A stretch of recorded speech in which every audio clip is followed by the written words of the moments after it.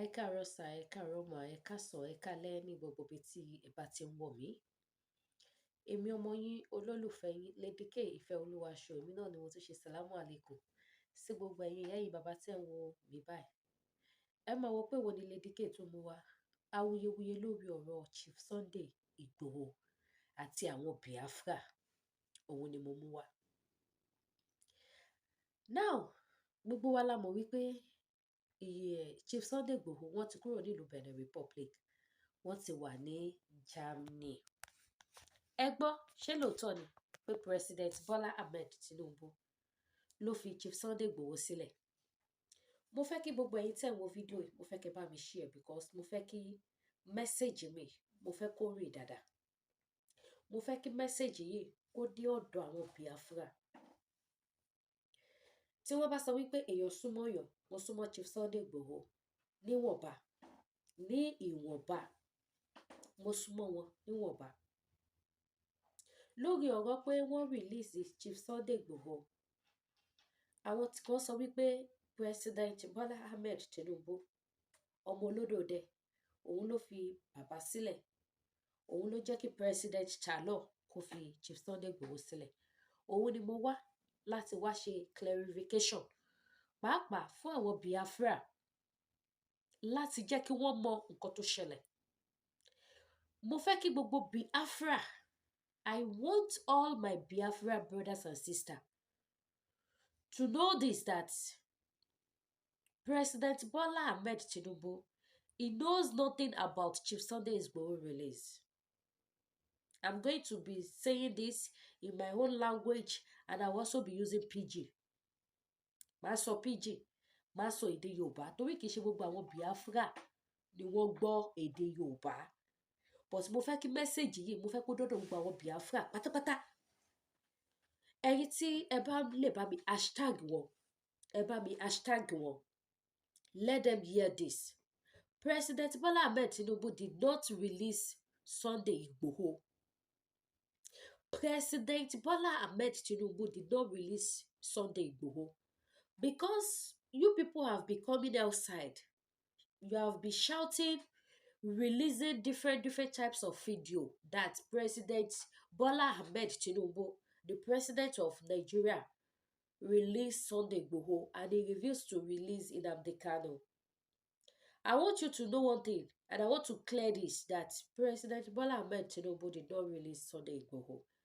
Sunday Igboho was released by President Chalor. President Chalor released Sunday Igboho because Sunday Igboho did not have any case with them in Cotonou. Sunday Igboho, Chief Sunday Igboho did not have any issue, any problem to do with them in Cotonou. They just owe him there.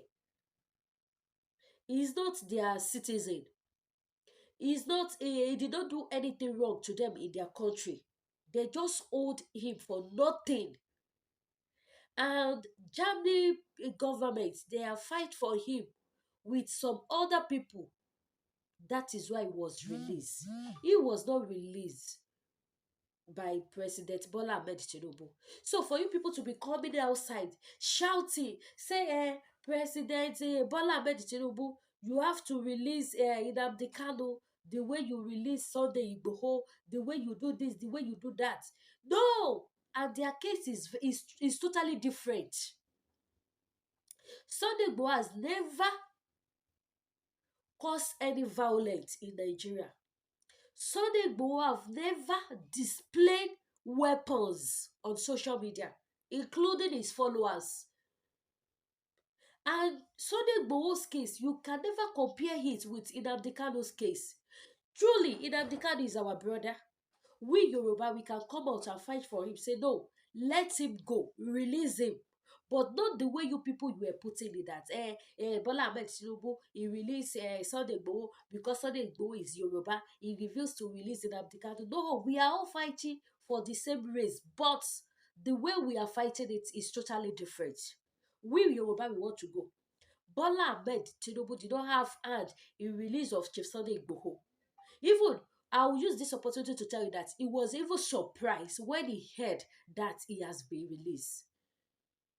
That is why we, the Igbo's agitator, we did not come outside until he left Cotonou before we start broadcasting it that is no more there, because we know what the Nigerian government can do. Assuming we come outside and start shouting, thank God, oh, Igboho is now free, oh, he can go anywhere he like. And know that thing will come up. We know the Nigerian government. We know what the Nigerian government can do. That is why we keep silent. So fún àǹfààní gbogbo ẹ̀yin tí ẹ lọ sọ wípé Tinubu ló release Chief Sunday Igboho, ebi Lady Kefe Olúwa sọ fún yín wípé he knows nothing about Chief Sunday Igboho release.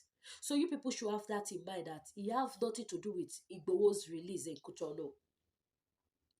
So anybody tó bá fẹ́ fa anything, including Biafra brother, because you people have been doing different type of video. You be your what are they called? They've been coming outside today to say different type of things about this issue that is Tinubu that release him.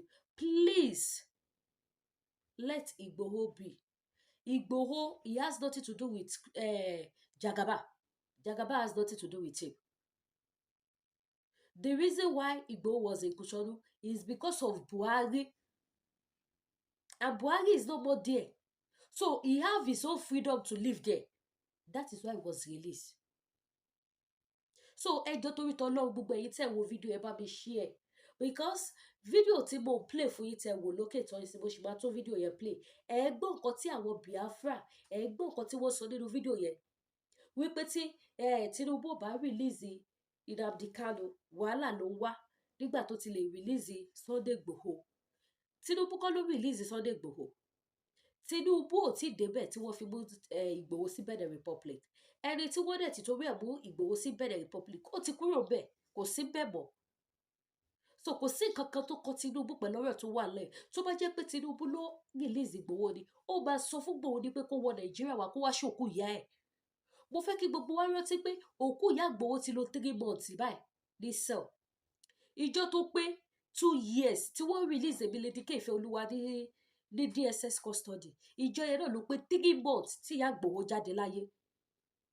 Ìjọ yẹn ló pé 3 months, October 22 tá wà yìí, òun ló pé 3 months tí ìyá Ìgbòho ti kú, tí ìyá yẹn dẹ̀ ṣì wà ní mọ́ṣúárì up to today tí wọn ò tí ì sin òkú ìyá yẹn. So why tẹ́wá lè máa fight because of that pé Tinubu release Ìgbòho kò release Nnamdi Kanu? Kéèsì wọn yàtọ̀ totally. Wọ́n arrest Nnamdi Kanu sí Nigeria. We can still call Nigeria Nnamdi Kanu country. Ibi tí wọ́n ti Ìgbòho mọ́, tí wọ́n arrest Ìgbòho mọ́, kì í ṣe country Ìgbòho. Kì í ṣe country ẹ̀. Another country ni, kò dẹ̀ ṣẹ̀wọ́n kò wọ́n ní country yẹn, kò ní criminal record kankan bẹ́ẹ̀, kò sí ẹ̀ṣẹ̀ kankan tó ṣẹ̀wọ́n nílùú Benin Republic. That is why. So wọ́n ò ní ẹ̀tọ́ láti hold ẹ̀. Is either kó release ẹ̀ kó máa lọ ibi tó lọ, or kí wọ́n dá padà sí ibi tó ti ń bọ̀ wá. So wọ́n dẹ̀ release ẹ̀ ni ó dẹ̀ lọ síbi tó lọ. So kò sí ìjà bẹ́ẹ̀, kò sẹ́ṣẹ̀ bẹ́ẹ̀. Náà ẹ̀yin bàbá tẹ̀ wò mí, ẹ bá mi gbójú ayọ̀ sókè, ẹ bá mi gbọ́ nǹkan tí àwọn Biafra sọ nínú fídíò yìí. If you don't want to lose lives, Tinubu, all Eastern leaders, if you don't want to lose lives, release Nnamdi Kanu. The same way you release Sunday Igboho, release Nnamdi Kanu in that way. Onyezoku have come up again. Onyezoku have come up again, and I have spoken. I have spoken, and this is my word, and this is my powerful message to Tinubu and all the whole Eastern leaders. I don't have much to say than to release Nnamdi Kanu before this month runs up. Before this month we runs up, release Nnamdi Kanu. The same way you release Sunday Igboho, release Nnamdi Kanu in that way. I have told you, a great fire is coming upon the country. A great fire is coming upon Nigeria. A fire that nobody can quench it. I must tell you this. Be careful with Igbos. Igbos did not do anything in this society. We only want our freedom. And no Biafra, no peace. Onyezoku land again. This is me. I don't land again. Many have been talking rubbish. Many have been saying all sorts of things. I know where I am coming from. And I am still traveling again. I know where I have been before. I am still traveling any moment from now. I am still traveling. And my coming back again will be on fire. I just went and received this with some of the proper the tools.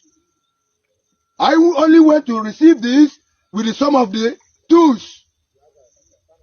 We are fully ready. Thank God everything has been signed to Biafrans. Thank God we have gotten all we need. Nigeria, Chekwenaka Oranyo, Chenaka Oro Biafrans. Unama face Ibua. All Igbo leaders, Unama face. Kamwaku Nezoku. All these things are not doko. All Unuaka Dotara. Makana Hagi Wegiricha, Ndeberabe Alala. Ofofokara Lunuao. Ofofora Lunuao. Would the Igbo leaders? Ofofokara Lunuao. I know there is one Juele Kukua. And when much equal than to say goodbye to the people of Biafra. Goodbye to our people. Nigeria, the zoological country. I cannot say goodbye to you because I have come back again. And I stand gidibam. This time around, and I go hear the sound of my chain. That's where the hungry una make una come collect. Where una want come collect, una go hear the sound again. I am fully back. No matter say I will still travel any moment from now. But una go hear my hands. And una go hear my message. Which I know that una go still deliver it. Una go deliver my message. We don't condemn the Ecuadorian. Huh? The owners of the land. The owners of the land. August Iguela. Huh? I can bring my man also there.